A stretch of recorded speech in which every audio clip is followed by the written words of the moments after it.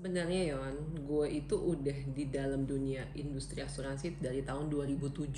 Iya, Berarti lama sekitar banget. 16 tahun yang lalu ya. Wow.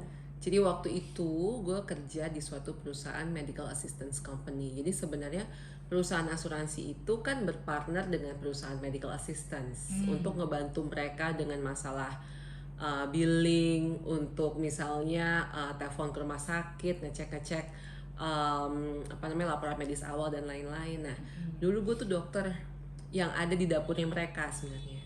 Jadi gue lihat tuh kalau seorang pasien yang seorang karyawan dari perusahaan apa gitu, mereka mau berobat karena kanker, operasi besar, gue tahu, gue yang approve semua bahwa itu pengobatannya membutuhkan biaya sampai ratusan juta. Gue tahu juga bahwa beberapa perusahaan misalnya ada karyawannya yang sakit berat, mereka akan memasukkan pasien atau memasukkan karyawan itu di dalam daftar cuti panjang, tetap dibiayai semua biaya medisnya, tapi kemudian akhirnya kan dirumahkan bila memang pasien itu atau karyawan itu tidak bisa bekerja lagi. Jadi dari situ gue belajar bahwa wow, ternyata seorang employee, seorang karyawan atau seorang pekerja pada umumnya memang mesti punya asuransi ya, supaya bisa membiayai biaya medis yang bengkak dan banyak sekali. Kehidupan 2007 itu akhirnya berlalu lah ya. Hmm. Gua keluar dari kantor medical assistance, kemudian akhirnya menikah, terus punya anak, terus belajar sesuatu yang baru mengenai breastfeeding, akhirnya jadi dokter laktasi dan masih gue lakonin sampai sekarang. Tahun 2019 gue sakit. Jadi sakit itu membuat gue nggak bisa beraktivitas lagi sebagai dokter, nggak Oke. bisa beraktivitas lagi sebagai ibu. Sakit berat sehingga akhirnya tidak bisa bekerja. Waktu itu orang-orang yang daftar untuk kelas berenang itu udah banyak ya, udah mau buka batch untuk bulan Agustus. Itu terpaksa dihentikan kelasnya, uangnya semua dikembalikan. Terus nggak kerja. Waktu itu anak gue juga lagi ulang tahun, jadi ada kita bikin pesta keluarga kecil di Oke. sebuah restoran. Gue jadi akhirnya nggak bisa datang karena emang waktu itu udah sakit berat, mau dioperasi. Jadi tetap tiup lilinnya dilakukan tapi tanpa mamahnya karena mamahnya lagi persiapan operasi. Sedih banget. Jadi di hari yang sama begitu.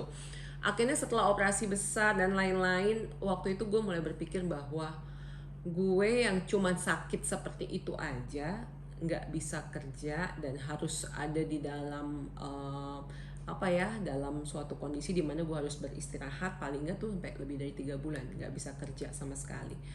Apalagi kalau gue sampai sakit kritis gitu, itu aja belum kritis loh, apalagi sampai sakit kritis. Jadi betapa banyak pengorbanan yang harus dikeluarkan oleh seseorang ya.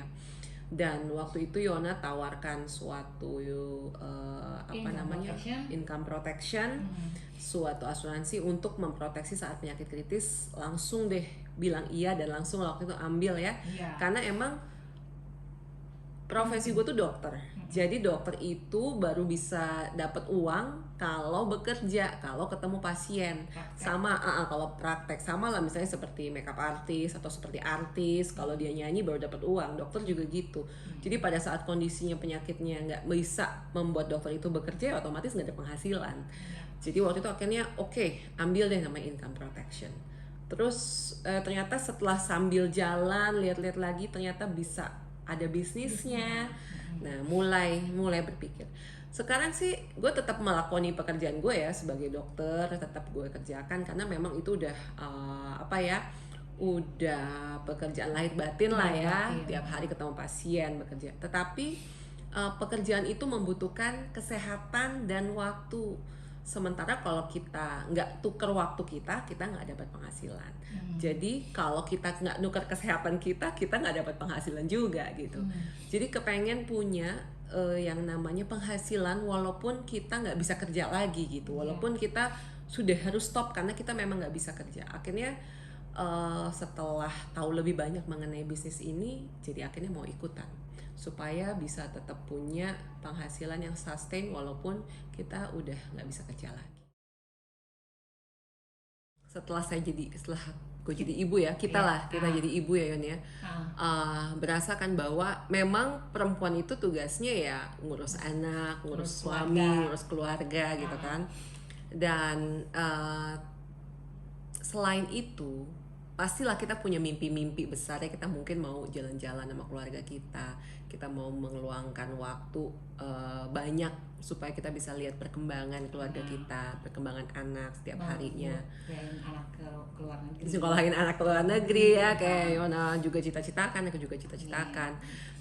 Jadi uang itu memang bukan segalanya, tetapi segalanya perlu uang.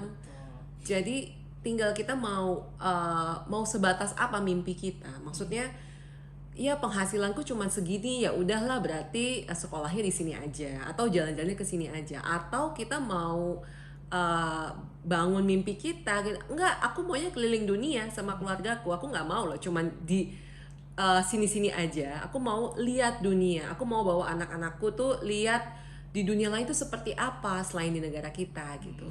Tergantung mimpi kita mau sebesar apa. Jadi otomatis kalau dengan mimpi yang sebatas ini penghasilannya cukup segini, tapi kalau dengan mimpi yang lebih besar pasti kan kita perlu penghasilan yang lebih besar lagi.